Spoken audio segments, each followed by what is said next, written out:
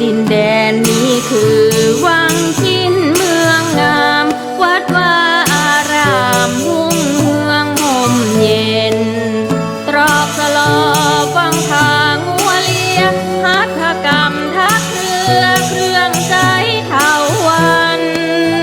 แข่งเรือลอยกระทงม่วนงานชมอัศจรรย์น้ำปูฮ้อนงามป่าน้ำตกเวียงโกใสไหลเย็นหมู่ไม้โอนเอ็นเห็นพืชพันธุ์นานาเจ๊จันงามตาเจิญขึ้นมาแอวดูไปพอยังมอนเสาหินตั้งเด่นผู้พินทิพย์สวงแปลกตาบ่อน้ำพระฤาษีเมินมาเปรียบดังว่า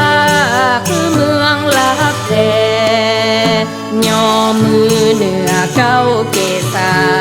ก้มกราบวันตาพระธาตุเจ้าป่วยปู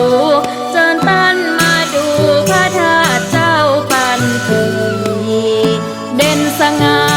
อยู่กลางดงดอยเมฆมุงหมอกย้อยโอบอ้อมทาราพระธาตุพระพิมพ์ไว้สาเป็นเรื่องลือจาวาทินส้มเขียวหวาน